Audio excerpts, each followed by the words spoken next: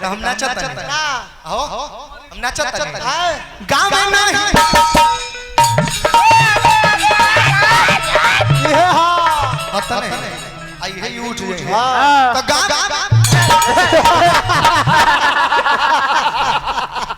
का पानी उठा ई हां भाई ई का ये कुछ नहीं है कैसे गांव में नहीं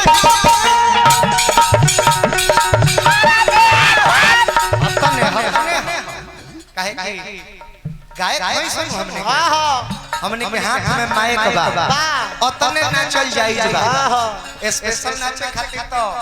5-5 7-7 हजार के नाइट दे के लेडीज कलाकार लोग आई बा वो लोग के कमवा तू उठा ले तो वो लोग के हक तू नानू मार लेबो पब्लिक के वो लोग अलग प्रकार से जीतेला जीतेला ओरिजिनलिटी से वो लोग जीतेला डुप्लीकेट कपड़ा खसला से तू जीत लेबो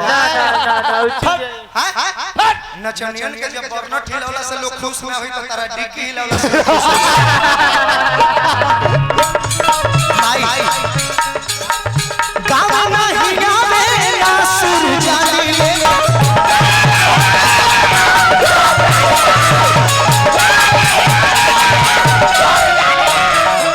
ए मां आई हो आपके कुछ पता तो ना नूर जाने ले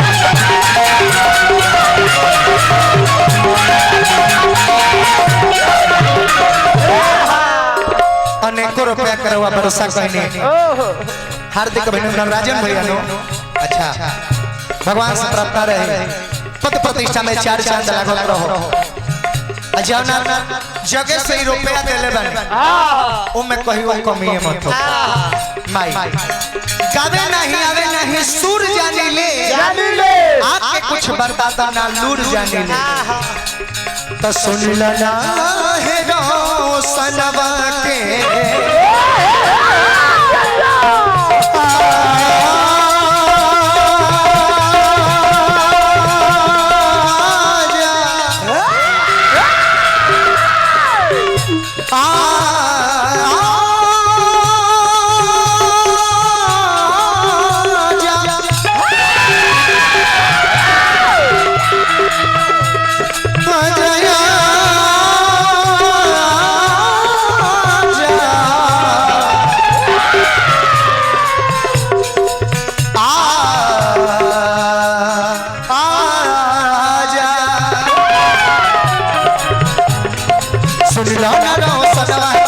सुन लो ना तू सिकंदर के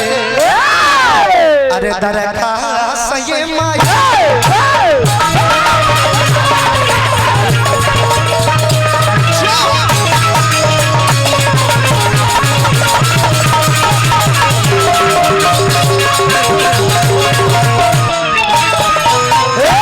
कौले रले कैसे कि कहत रे बाबूजी न रहे थे हम घर में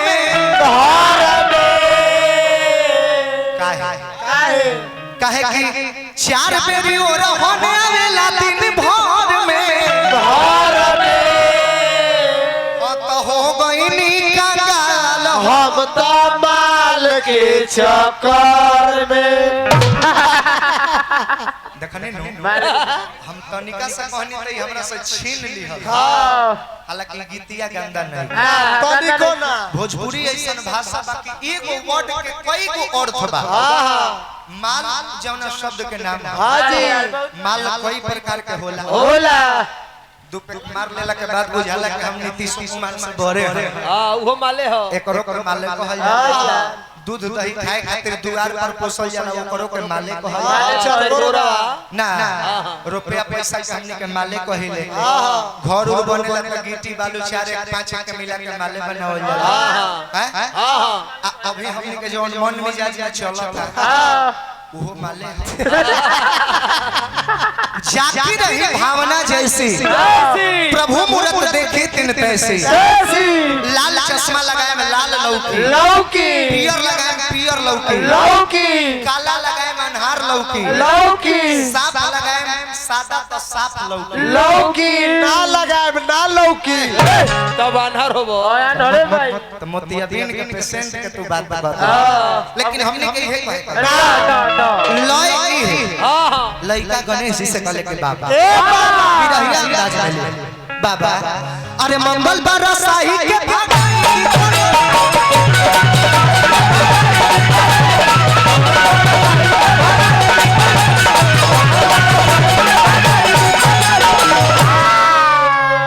आज सुमिरन में करी परवेश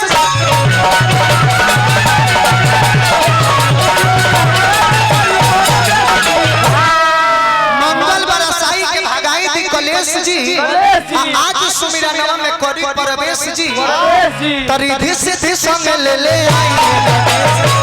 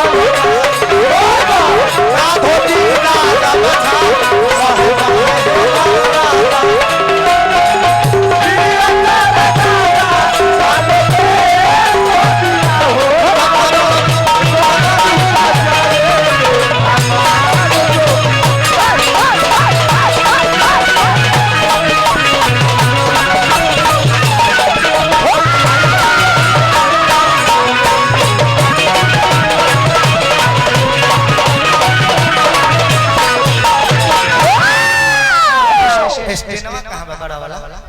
पढ़ाई ना एगो हुड़का बजा के तनी हम गीत गा ली हुड़का एक बार सब लोग माई के जयकार बोली हमने के कौना माई के प्रांगण में बनी जयकार हम एक बार बोल के भारी पड़त अब देखे के बाकी केकर जयकार भारी पड़त रवा सब जयकार बोलो पहले के बोली पहले केने से बोलो एनई से बोलवा दी पहले उन्हीं से बोलवा दी पहले लेडीज कोनो काम करेला पर बरनी हम ना बोले इज्जत प्रतिष्ठा के सवाल बा सब लोग जितना रवा सब एजा चल के आइल बने सबका से हमार करबद्ध प्रार्थना बा कि दोनों हाथ पूरा उठा के माता रानी के जयकार बोले के बा ए दीदी बोले प्रेम से काली मैया की तब अब इज्जत रह जाई हंसता रलो हंसत नहीं रवा सब काहे इज्जत रही कि जाई देख लो रह जाई पक्का नो अपने हिसाब से हम हो त मैंने बहुत थारो हंसुआ अपने खींचेला ए नहीं बानी बोले प्रेम से वाली मैया के ए जी मोजा नहीं खेआवत चुप रह जूता आवे लगी ना बोल जाई त तू भाग जइबो देख लियो देह और फूल जाई प्रदुमन जी रहुआ जयकार नाम में एकर माने कि ना रहुआ नारीय समाज से बनिया न जिनकर काम हां निकाल इनकर काम ओ दिन फेरे में हाय हाय मेरे धर्मेंद्र ओया हाय रे मेरे मिथुन चक्रवर्ती ओया जल्दी 10 रुपए निकाल कर प्रतिष्ठा बचा ले नहीं तो इज्जत हनन करके प्रोजेक्टर दिखा दे अरे उठे गई था ओ दिन फेरे में